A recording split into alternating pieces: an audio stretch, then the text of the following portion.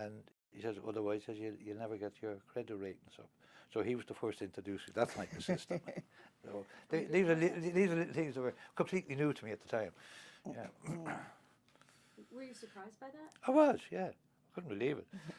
Yeah, like I had a friend here. He said, "This is a great country." He says, "You don't have any money." He since dead. He says, "You can walk into a store." He says, "You don't have any money." He says, "You come out with new suits, new overcoats," and he says, "You don't have to pay for that." Not realised he had to pay along the line anyway. But that was a whole new system to us. Yeah, because we didn't have the credit system in Ireland. You paid everything with cash. There was no credit at that time. So no credit cards or buying on time or anything like that. Everything you bought, you paid, and that was it. So that's why it was all new to us. How about checks? Did you have checks in Ireland? No. Well, there was checks, but we didn't have them. But we didn't have the money. No. You couldn't have It was a check. after the war years, you see, that was it. Like, well, big businessmen and that, businessmen, they'd have checks. But the regular person be paid, you get your wages on a Friday and you just go and spend it. That's kind of the way it was. No checks. A lot of them lived from week to week, more or less.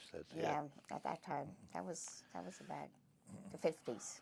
Oh, there was certain people had money and the checks, but they were few and far between. Yeah. Today, now, that's a different scene completely. They all have checks and credit cards and everything like that. Not in our time. More money now than know what to do with. Not in our time. Instead of emigrating now here, they're all coming out for vacations and everything else. You see, so it's a whole different world now. Whole different scene, yeah. And it was safe to keep money in your houses? Oh, yeah. Oh, yeah. Sure. The money didn't last that long, as it says. Where you say, over there? In Ireland, yeah. Oh, yeah. At that time, everything was, you could go away, leave your door open and no one would bother to come in or anything. No, I know. But now you can't do that now either. That kind of life has changed. Oh, but, yeah. You could go out at any actually, hour, I think if you lost money, to go out of the way to try and find the owner of it. Yeah. Yeah, it was. Yeah. There were more innocent times. They were, yeah. Now, when you got your hi-fi, were you able to listen to Irish music?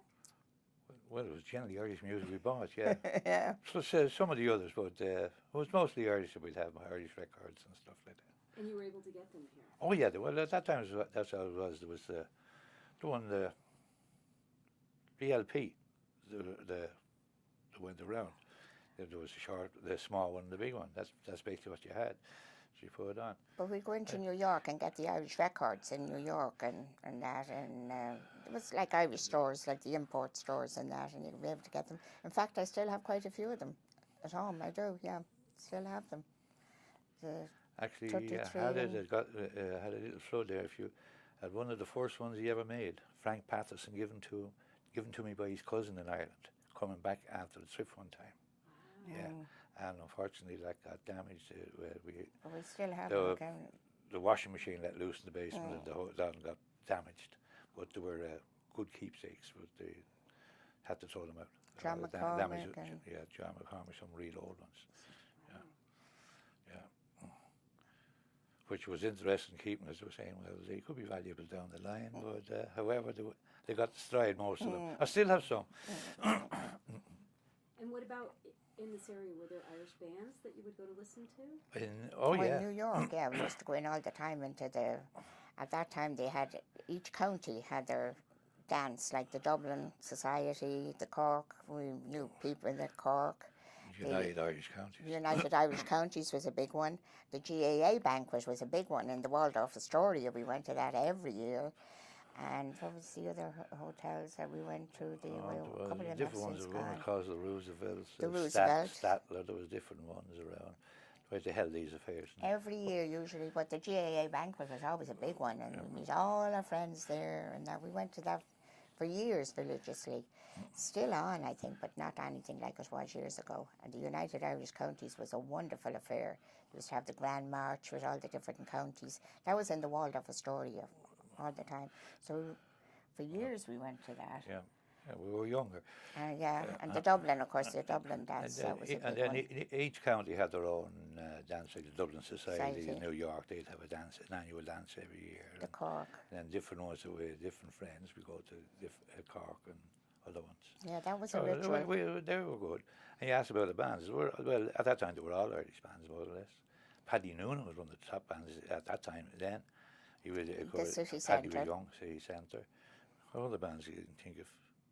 Oh, but we had Johnny Butler then. He was here, was No, he? no relation. But, No, yeah, Johnny Butler. I know quite a few. but there was of them. always Irish stuff going on. Even at that time down in in the German section, there was the Jaeger House. There was always Irish dancing down there. You'd have Irish dancing in Gaelic Park as well, and other areas. So there was lots of it going on. I'd say maybe more so than there is There today. is today, oh yeah, At that absolutely, time, yeah.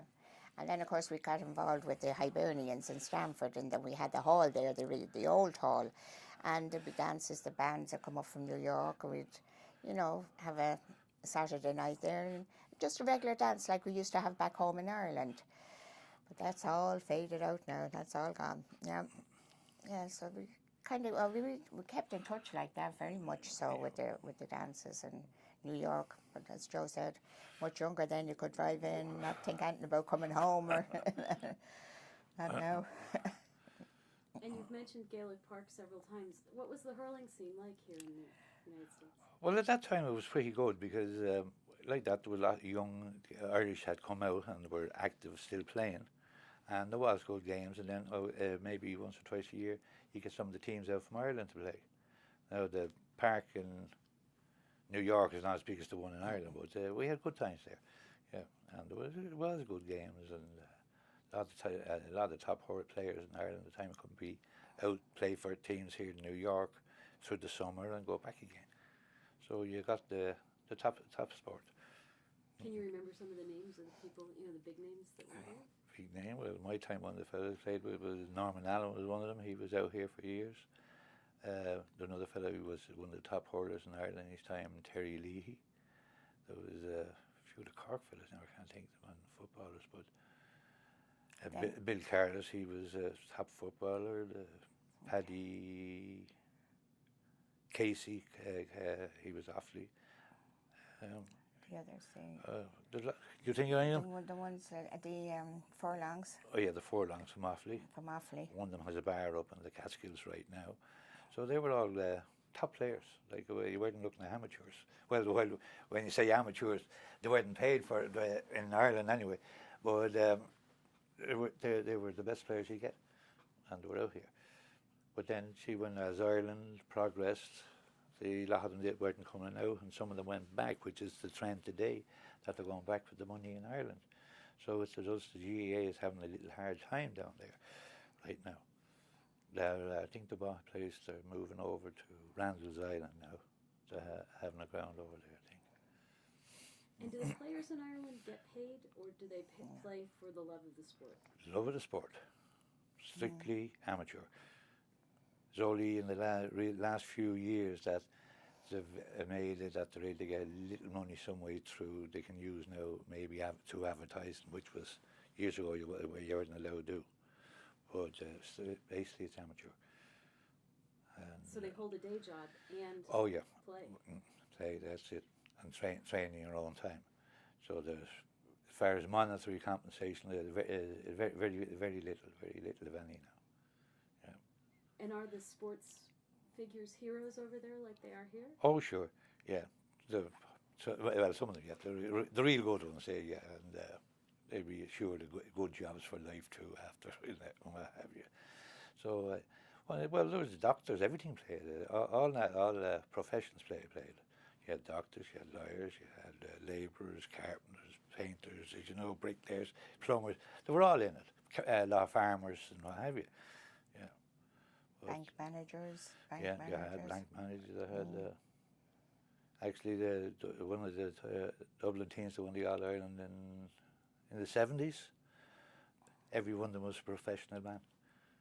They had their own business. There were doctors, lawyers. That wasn't a labourer or what you call a small paying job on the team. They were all top professional men in their own rights, and really good. Yeah, I like that sort of atmosphere. Yeah. Tell me about your children. Oh, children. Well, we have 2 boys and 1 girl. Her oldest son, he graduated Iona College, and he's a financial analyst in Pitney Bowes, and married, has 3 children, and lives in Munro. And next comes her son, Kieran. He's married. He took over the business from Joe. He graduated from Southern Connecticut, and he lives in Stamford, also has 3 children. And then our daughter, she's the youngest. She lives in Boston. She graduated Bentley College, and she works in an investment company downtown Boston, and is not married, and I don't think ever will be. I doubt it now. I doubt it at her age. So they all did pretty good for themselves. Yeah, 6 grandchildren we have, 2 boys and 4 girls. Yeah. And you said one of your granddaughters in particular is Yeah. very interested in that? Yeah, well, yeah, Molly, she's the one that wants to go. We did take Megan in 2003, wasn't it? No, No, 2000. 2000. She was 10. She was just 10 and loved Ireland. She really and truly did at that age.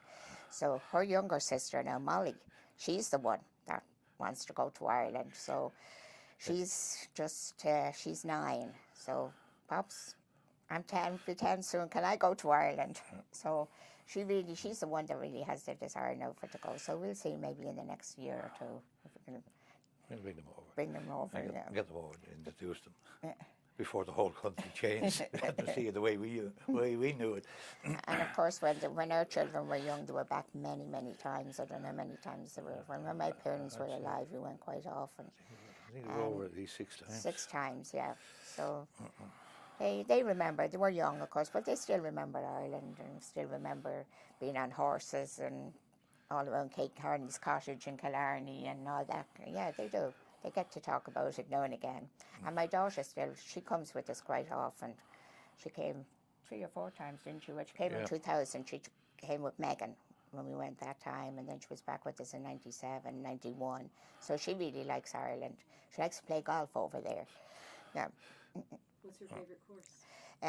Out in Malahide, because Joe's brother-in-law takes her out there. He's a member there, so she goes out and plays there. But she'll play anywhere she wants play to. anywhere. She can.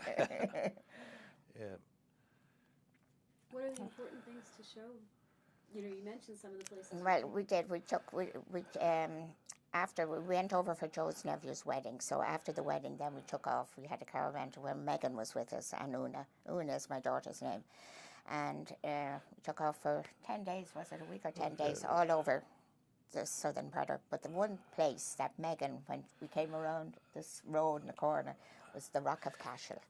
When she saw it, because it's huge and it's a castle, isn't it? And she couldn't believe. It's more or less in ruins. It's ruins. For a child of her age, 10, It was awesome. I didn't, you know. well, I didn't think she'd be impressed by Anthony, but for some reason it struck her, and She just jumped out of the car and she she went up and through she every climbed. inch of it, and Yeah. wanted to even go up higher where it was locked off. And God, she went down. But she really, I was amazed that Yeah. she really took the. Another child would say it's just a pile of rocks and keep going, but she, for some reason, she loved it. And then also Blarney Castle, of course, she was there too, and out to the cliffs. the cliffs of Moher. I was fascinated. Well, then La Hinch, the waves coming in off the Atlantic. Yeah. She was just fascinated. I could see her fascinated looking at them. I think if she had to have a swimsuit, because there was others there swimming, I think she would have been in. But she did love it. And then Dollymount, which is a great strand in Dublin, she loved all them. Yes. Oh yeah, she did. Oh, yeah. she really liked the whole country there. Well, and she saw. How does it make you feel to take? With the results that the little one now had her sister, Maggie says, no, I'm going back. They like me over there. But the other one, she's so impressed. She can't wait to go over. So every time I meet her, hey pops, when are you bringing me to Ireland? You see, so I'll have to take her someday. She'll call him up now and again, like at school, if they were, heard you say this in Irish. She's really, Molly is more so, I think, even than Megan into the Irish. I think the fact that she's had teachers too that have Irish backgrounds.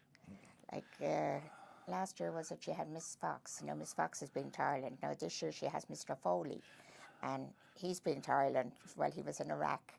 and on his way back landed in Shannon and what have you. Now he's going back this year on a vacation to Ireland. So I think the fact that she's had teachers like that could be also, and then of course to listen to the two of us talking, about Ireland. Occasionally they're doing things in school projects, so I'll get a phone call, hey Pops, how do you say such a thing in Irish? Or what does this mean or that mean? They say, so happily I'll be some of them I can answer for, because most of the Irish I knew I have forgotten it all too. She just did a project on Shackleton, wasn't it? Yeah. Shackleton, and of course he was Irish, and so she was all enthused about that, calling him up and did you know this, did you know that about him? Yeah. So it's good for to see that. That's she's one. Now my older son, Joe, that lives in Munro, his children aren't really into that yet. Not that much. Maybe the little girl Kathleen, she's named after me. She might be, you know. There will be. But eventually, I'm sure they will. So. And are there traditions, Irish traditions, that you've passed down in your family? Here, well, I'm just saying. Well, it's been our Irish way of life, and that would try to hand it on to them, Yeah. I think, and their own way, they do pick children. up on it. Yeah. Because if they're not in Irish on television, or they pretend Ireland, I generally get a phone call, pick up, look up what it is. That plus, naturally try to instill the religion in them, being Catholic. And so far that seems to be working. They all go to church. And no, I'd say in their own way, while they don't outwardly or really overdo it, but I'd say they have a good Irish they're really proud of being Irish anyway. That's their own children, Their own children, yeah. And the grandchildren. Yeah. They weren't in, well, my daughter, she was never into Irish dancing or anything like that, because I did that in Ireland. I did Irish dancing, so I didn't want to. Here it's a different scene completely, with the fascists and what have you around the road every weekend. I'd like her to do it just for the fun of it, but here they get so competitive, and you have to win kind of all the time. So she did go for a while to Irish dancing, but I never really forced her or pushed her into it. And like that night, when of course the boys, they were more into baseball and Little League and what have you. And our grandchildren now, they have, Megan is a gymnast, and Tommy, the little fella, he's hockey, and the others are like soccer and that. So they're not really into the Irish dancing scene, because you spend all your time on the road with them, really, weekends, that, I'm sure, from here. With the ice hockey and the baseball, they spend a lot of time on the road too. So you can't do everything, Did you ever want to go back home to live? I don't think so, no. No, never. Never really, no. As I said before, we just settled right in. Just settled. Well, you get to a stage that you're here, and that's it's too late to go back. And you're starting all over again, when you go back over there, and then you wonder, is it going to work out? Because we have friends that did go back, it didn't work out, and they had to come back here again. So it's. Well, you had, but a lot of them then, of course, the economy is way different. Different now, yeah. They're back and doing very well, but in between there was really nothing there. The climate there wasn't that great, attractive to go back to. When I say climate, with the working, that was up and down, and but no, never really gave it serious thought either. Yeah, I guess now and again you say should be or should be not, but we're here to stay. Here to stay.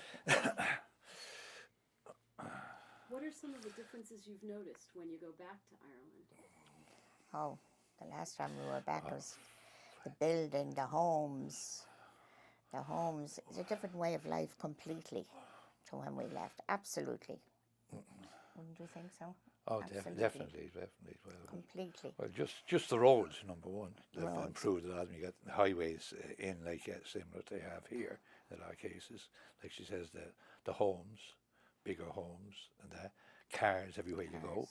Like to cross Dublin, it used to take me maybe, in my time in the car, you'd be across Dublin in about 15, 20 minutes. Now it takes them 2.5 hours. The traffic is fierce. Oh, yeah. That's the one thing, the cars. Because in our time, nobody had really, very few people. We had bicycles. We rode our bicycles. You don't see bicycles anymore over there. Very little. Very little. But the cars, that's one thing that really hit you, you know, the cars and, as I say, the homes. And there's wealth now. Big building going Big up. And what have you. buildings, yeah. Dublin and Dublin and the railroad Old times times. is gone. Yeah, it's gone.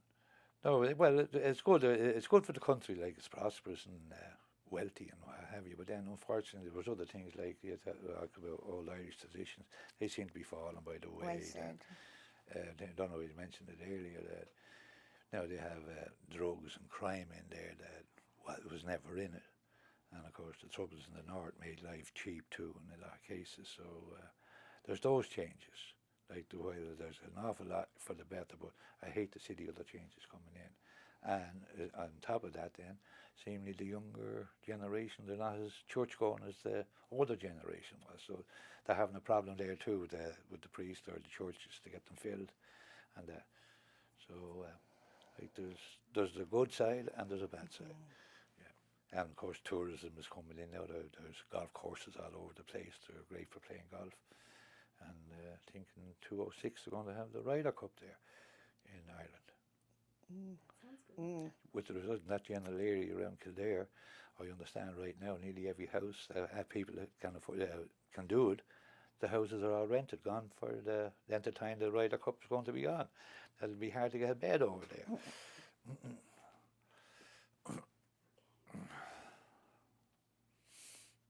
When did you join the GAC? Oh, God, has to be a good 6 or 7 years ago. It is more, 10 maybe. Could be 10 or more. That's not 10. I'd say maybe, yeah, could be. What's this? This Time is flies. 2005. Yeah. 1995, 96. Yeah, could be close to 10 years, Say maybe. about 10. Yeah, 10 years. So fairly recently. Oh, yeah, Oh, yeah. We used to go to the, when they were across the road, remember over the jewellery store there?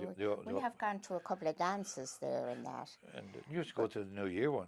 Oh, yeah, New Yeah, Year's the Eve, New Year's yeah, dance we'd and go that. there. But we weren't members then. No. No. It was only after you built here that we became a member. Yeah. No, we're not sure the year. Like, it has to be maybe, yeah, close to 10 years. 10 will be close. Any special memories? From here? From this club? Yes. Yeah, we'd come on New Year's Eve. We had good nights here on New Year's Eve, and our good friend Dermot O'Brien, I mean, he was a really, really good friend of ours. Whenever he played, we were always